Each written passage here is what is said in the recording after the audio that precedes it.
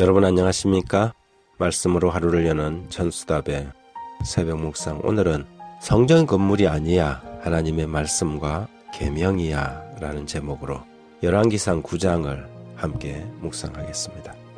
하나님의 약속과 축복은 눈에 보이는 위대한 솔로몬 성전 때문이 아니라 그분의 율법과 계명에 대한 태도와 순종에 달려 있었습니다.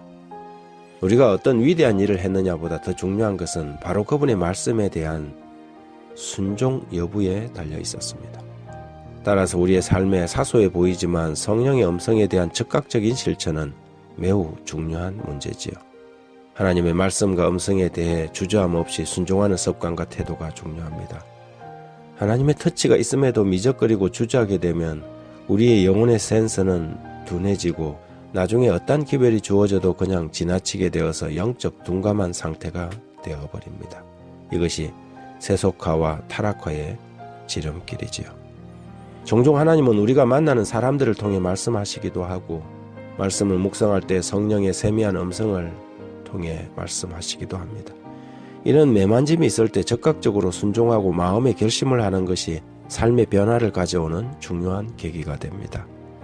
늘 잘 모르고 지나다가 어느 날 갑자기 자기가 살아가는 방식이나 시간을 활용하는 데 문제가 있다는 느낌이 옵니다. 저녁 시간 늘 하듯이 TV 앞에 앉아서 그리스도인으로 소중한 시간을 TV 앞에서 죽이고 있는 것이 과연 정당한가 하는 생각과 함께 하나님께 죄송하다는 생각이 드는 것은 성령의 음성이지요. 그래서 마음을 고쳐먹고 소중한 저녁 시간을 더 가치 있는 일이나 영적 성숙을 위한 시간으로 바치기 위해 결심하는 것이나 계속된 성령의 호소에 결심을 하고 가까운 고아원의 한 어린 생명을 돌아보는 작은 나눔을 실천하는 것도 우리의 삶에 관여하시는 하나님의 부르심에 반응하는 삶의 중요한 태도입니다. 전장에서 솔로몬의 기도에 대한 하나님의 응답이 본장에 나옵니다. 솔로몬은 아주 길게 하나님께 기도하였고 이스라엘 백성들이 이 성전을 향하여 기도할 때 하나님께서는 모든 기도에 응답해달라고 간구했지요. 그때 하나님은 솔로몬에게 나타나서 이렇게 응답하셨습니다.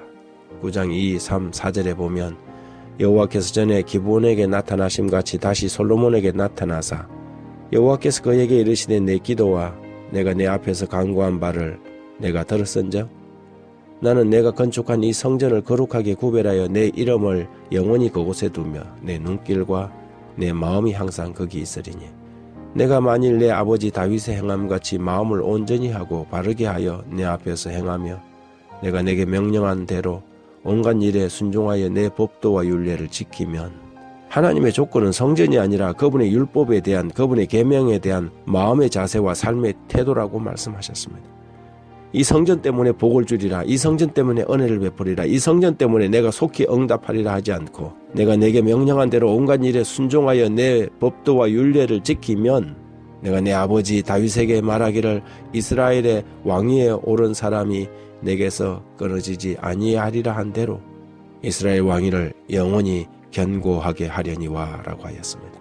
하지만 만일 그들이 하나님의 명령과 율법을 무시하여 우상을 섬기고 하나님을 떠나면 7절에 내가 이스라엘을 내가 그들에게 준 땅에서 끊어버릴 것이요 내 이름을 위하여 내가 거룩하게 구별한 이 성전이라도 내 앞에서 던져버리리니 이스라엘은 모든 민족 가운데서 속담거리와 이야기거리가 될 것이라고 하였지. 우리는 하나님의 약속과 경고는 둘 다 조건적이라는 것을 기억해야 합니다.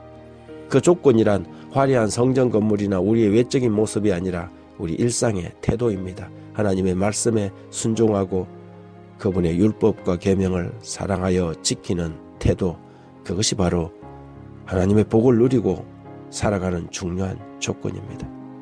예레미야 18장 7절 8절에 보면 내가 언제든지 어느 민족이나 국가를 뽑거나 파하거나 멸하리라 한다고 하자 만일 나의 말한 그 민족이 악에서 돌이키면 내가 그에게 내리기로 생각했던 재앙에 대하여 뜻을 돌이키겠고 따라서 우리가 하나님의 말씀과 음성에 예민한 양심을 가지고 늘 순종하려고 준비되어 있는 것이 중요합니다.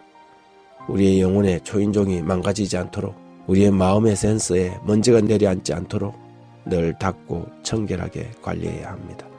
그렇지 않으면 우리가 한 일이 아무리 위대해 보이고 우리의 지위와 신분이 아무리 높아도 그런 것들이 우리를 지켜주지 못할 것입니다.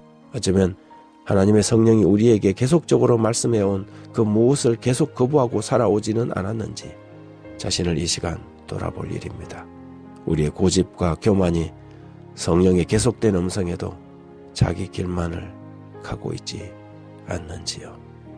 하나님 아버지, 성령의 음성에 순종할 수 있게 우리 마음에 날마다 결단하고 순종하는 마음을 허락해 주시고 하나님의 계명과 율법에 순종하는 마음과 태도를 잃어버리지 않게 도와주십시오. 성령의 음성에 예민하고 적극적으로 순종하는 말씀 따라쟁이가 되게 해주십시오.